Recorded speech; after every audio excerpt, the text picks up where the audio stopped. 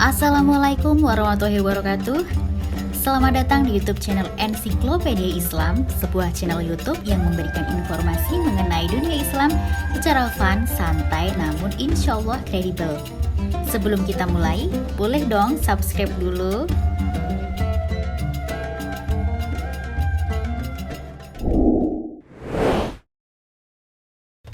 Mengagungkan berhala atau memuja-muja patung jelas terlarang dalam Islam.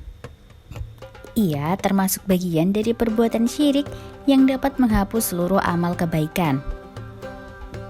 Kejelasan hukum tersebut telah ditegaskan dalam banyak nas baik Al-Quran maupun hadis. Namun, larangan ini seolah-olah sulit diterima oleh logika sebagian orang kafir. Pasalnya, pada satu sisi Islam menentang keras pemuliaan dan pengagungan terhadap benda mati atau patung, akan tetapi di sisi lain mereka mempertanyakan status umat Islam sendiri yang memuja-muja Ka'bah. Jika memang Islam menentang penyembahan terhadap patung dan berhala, mengapa kaum muslim sujud kepada Ka'bah? Ka'bah adalah kiblat, yaitu arah kaum muslimin menghadap saat mereka sholat. Yang perlu dicatat adalah, walaupun kaum muslimin menghadap Ka'bah dalam sholat, mereka tidak menyembah Ka'bah. Kaum muslimin hanya menyembah dan bersujud kepada Allah. Hal ini disebutkan dalam surat Al-Baqarah ayat 144 yang artinya, "Sungguh, kami sering melihat mukamu menengadah ke langit. Maka sungguh kami akan memalingkan kamu ke kiblat yang kamu sukai. Palingkanlah mukamu ke arah Masjidil Haram dan di mana saja kamu berada. Palingkanlah mukamu ke arahnya."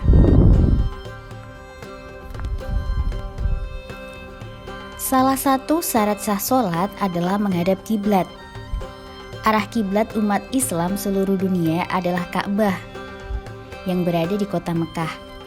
Seseorang yang tidak menghadap kiblat sah sholat dihukumi tidak sah kecuali dalam dua kondisi, yakni ketika sholat khauf dan sholat sunnah yang dilaksanakan di atas kendaraan. Hal ini dinyatakan oleh Imam Abu Ishaq Ibrahim bin Ali bin Yusuf Al-Fawzabadi Az-Zairazi dalam kitab Al-Muhazzabu Fiqh Al-Imam Syafi'i. Menghadap kiblat merupakan syarat sah sholat kecuali dalam dua kondisi, yakni ketika kondisi teramat bahaya seperti perang dan sholat sunnah yang dikerjakan saat perjalanan. Di keterangan lain disebutkan, apabila ia berada di dalam Masjidil Haram, maka wajib baginya menghadap ain kiblat. Apabila ia tidak berada di dalamnya, maka dilihat dulu. Jika ia tahu arah kiblat, maka sholat menghadap arah tersebut. Jika ada seorang terpercaya yang mengabarinya, maka terima kabar tersebut dan tidak perlu berijtihad lagi. Jika ia melihat sekumpulan muslimin di suatu tempat sholat menghadap ke sebuah arah, maka ia tidak perlu berijtihad, karena hal itu sama saja seperti sebuah kabar. Jika tidak ada sesuatu apapun, maka dilihat dulu. Jika ia adalah seorang yang bisa menangkap pertanda, sedangkan kondisinya jauh dari Mekah, ia mesti berijtihad mencari arah kiblat menggunakan metode bisa dari melihat matahari, bulan, bintang, atau arah angin bertiup. Maka wajib baginya berijtihad sebagaimana orang alim berijtihad menyikapi persoalan fikih terbaru.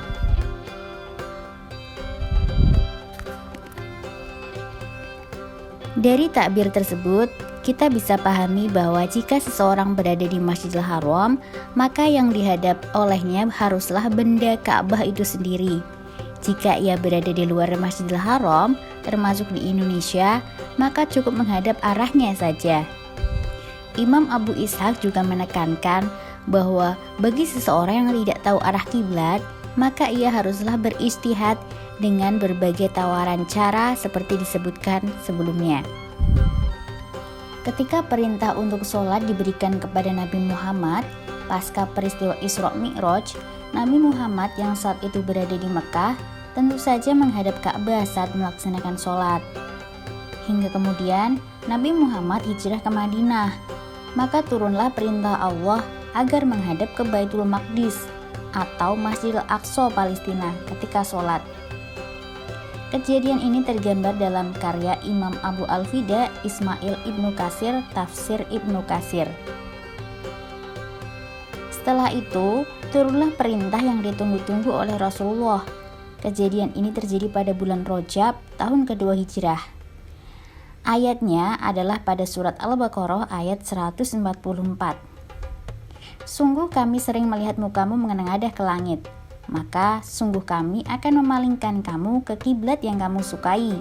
Palingkanlah mukamu ke arah Masjidil Haram, dan di mana saja kamu berada, palingkanlah mukamu ke arahnya.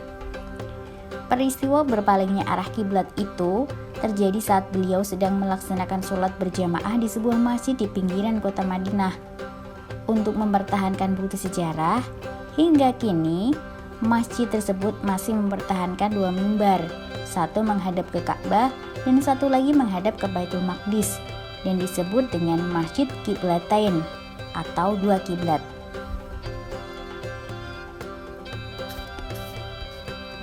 Sampai sini sudah jelas ya, bahwa ketika kita sholat, kita memang diwajibkan untuk menghadap ke arah kiblat, dan kiblat kita adalah Ka'bah di Mekah. Tapi bukan berarti Ka'bah itu yang kita sembah. Yang kita sembah tetap Allah Subhanahu wa Ta'ala.